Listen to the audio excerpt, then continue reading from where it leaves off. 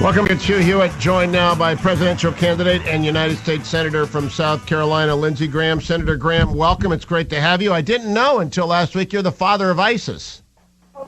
Yeah, I didn't know it either, but I think the person who's giving a paternity over ISIS doesn't quite understand how it was birthed. Yeah, well, that is, it launched Charles Krauthammer on a rocket ride on this show last week, and I imagine it must have struck you as being out there. When you announced, I played your announcement speech at the pool hall, it's clear to me you're running because of the war. And what do you hope to achieve in this campaign, if not the nomination? Well, I'm not running for any other purpose. I've got the greatest job in the world being senator in South Carolina. I'm running to be commander-in-chief. It's not just the war, it's the threats we face at home. 80 million baby boomers are going to retire in the next 20 to 30 years and wipe out Medicare and Social Security if you don't do something like Simpson Bowles. But I think I'm the best person to be commander-in-chief at a time when we need somebody who understands the threat. And to my friend Rand Paul, we're in a religious war. Nobody brought this on America. I'm not responsible for it. He's not responsible for it. The people we're fighting are religious Nazis, and as soon as we understand that, the better off we'll be. I'm running to win. Now, I believe that last night, I was at the Bradley Prizes last night. General Jack King gave an overview of the situation we find ourselves in. It's very bleak right now, Senator Graham. Do you think the American people get it? I think they're beginning to get it, but it is very bleak because radical Islam is running wild on the Sunni side. The Iranians have toppled basically 4 Arab capitals. So at the end of the day, the Sunni-Shia conflict is growing, and the ability of radical Islamists to strike the United States is as high as I've seen it since 9/11 because there are more of them. There are more safe havens, more money, more weapons, more men and material to strike the homeland, and our policies, in terms of degrading and destroying ISIL are a complete joke. And Iran is just absolutely wearing Obama out when it comes to negotiations. It was announced this week that Iran has increased their store of enriched uranium by 20% since the negotiations began.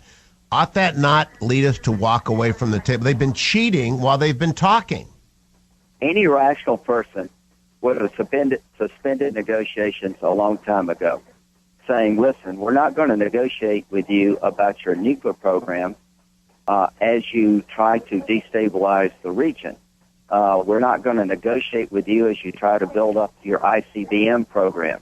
You're still the largest state sponsor of terrorism, so we're not going to talk about relieving sanctions until you change your behavior in other areas. And Obama wants a deal so bad, I don't think there's much of anything the Iranians could do to get him to walk away. Now, he has got 4 American hostages as poker chips, and there was a story about this yesterday that the American State Department has urged the families not to talk. They've been tortured. Is that going to be the window dressing on this deal, the release of these 4 hostages, so that we applaud briefly without looking at the fine print? I think they're going to, I hope we do get the hostages released. But at the end of the day, the Congress will have a final say as to whether or not this deal is good enough. And here's what I'm looking for. Does this deal allow any time, anywhere inspection of Iranian nuclear facilities, including military sites? Does this agreement allow Iran to access cash before they change their behavior? Does this agreement allow inspections to retire just with the passage of time without changing behavior? So I'm very firm in my understanding of what a good deal should look like. And the worst possible outcome is that the negotiations with the Iranians over their nuclear program leads to a nuclear arms race where the Sunni Arabs believe they have to get a nuclear weapon of their own. Now, Senator Graham, I believe 8 of 9 on the Intelligence Committee voted against the USA Freedom Act and the sunset of the Patriot Act. Are we much less safe this week than we were last week? Yes. Number one, the whole mega data program was to connect phone numbers. If there's a terrorist in overseas calling into the United States, we're matching up phone numbers, not names. We're not listening to the phone call. If there's a hit in terms of a call inside the United States, you go get a warrant to try to monitor the content to see if there's anything terrorist-related going on. That program has now been compromised to the point that I think is pretty much worthless. We're telling the enemy way too much about what we're doing. I'm concerned about privacy, but I'm more concerned right now about an attack on our homeland, and these programs have been demagogued, and at the end of the day, we're lessening our defenses in terms of reducing our military spending. As far as the intelligence community, their budgets are being reduced, and we've compromised a program that I think is essential to prevent another 9/11. I'll be right back with United States Senator Lindsey Graham. Don't go anywhere. 44 minutes after the hour, America. I'm joined by United States Senator Lindsey Graham, a declared candidate for president. Senator Graham, what's your presidential campaign website? Lindsey Graham, I don't know. I'll have to get that to you. Going to have to work on these basics, Senator. Okay, here's my question. Yesterday, a lone wolf terrorist, actually not lone wolf, he had two assistants, was shot and killed by the FBI. He had been under surveillance. He is a jihadi, had been radicalized by ISIS in Boston. Right. Do you have any idea how many people are on the same level of surveillance by the Bureau as this man who turned out to be a jihadi? I can tell you this without releasing any numbers. The system is overwhelmed. There are more of these guys than we can possibly track. The number of foreign fighters flowing to jihad in Syria and Iraq goes up every month. Many of them have Western passports. We're worried about them coming back to Western countries and getting here and hitting our allies.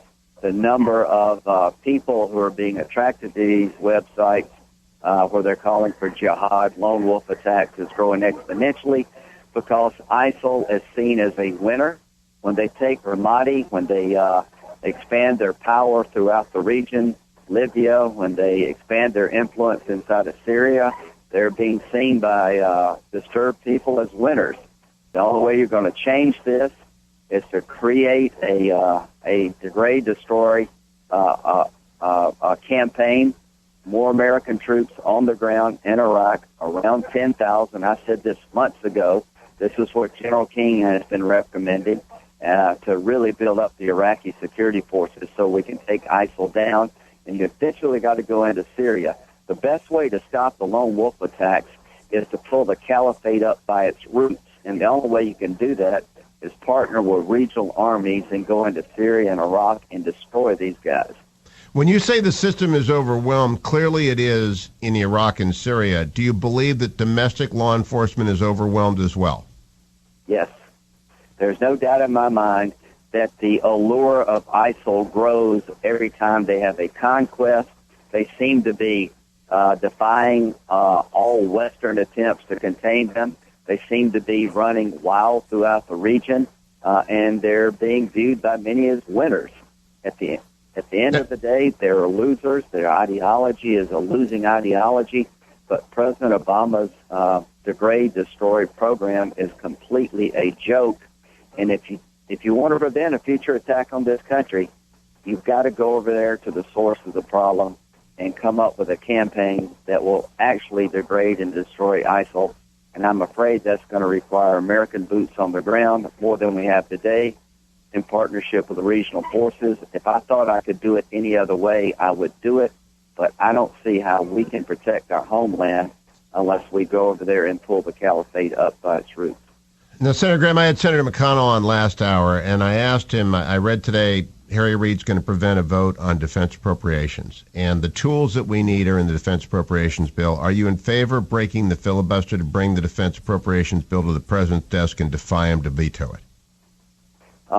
Yes, I am absolutely committed to increasing defense spending. I don't mind trying to increase non-defense spending in the area of the FBI, the CIA, the CDC, the NIH, these sequestration budget cuts that you've been so against from day one.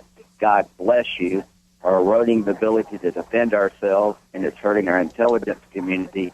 The plus up in the defense authorization bill will repair some of the damage, and I hope Harry Reid understands the threats we face and will stop this effort to deny more defense spending at a time we need it the most.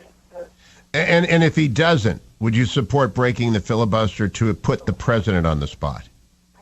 I would literally support any lawful tactic to increase defense spending, increase our capabilities on the intelligence front before the next 9/11. I cannot tell you how concerned I am about the growing threats to our homeland from radical Islam growing in strength over there. And if we don't up our game militarily, improve our intelligence capability, it's just a matter of time that we get hit here at home hard. This is insane to put America in this position. For the commander-in-chief to allow us to get in this position is absolutely malpractice on his part. He is weak. He's indecisive. He's exposing our country to, I think, a serious attack. And as we try to repair some of the damage in Congress, our Democratic friends seem to have lost their way also. Now, every time I make this argument and post a transcript, I'm accused of fear-mongering. Earlier this week, one of your colleagues, Senator Paul, said he believes some people were hoping for an attack on America so we could blame them. That was, I'm sure, a hot moment, but it also betrays to me a fundamental lack of understanding. Mike Morell's book, The Great War of Our Time, Lawrence writes, but there isn't any debate about the level of threat, really. Is there, Senator Graham? No, I mean, all I can tell you is that every member of the Senate has the same ability as I do to be informed. And if you spend 15 minutes looking at the situation on the ground in Syria, Iraq, and Yemen and other places, you will conclude very quickly there are more terrorist organizations with more safe haven, with more men, more equipment, more capability to strike the homeland and our allies than any time since 9/11. It wouldn't take you 15 minutes to figure that out. The American people see what's going on. They're increasingly concerned about it. They're more willing to engage the enemy over there before they come here. And when a United States senator suggests that we're making this up or hyping, it just makes me wonder, what are you looking at? I'm not trying to scare people. I'm trying to up our game while we still have time.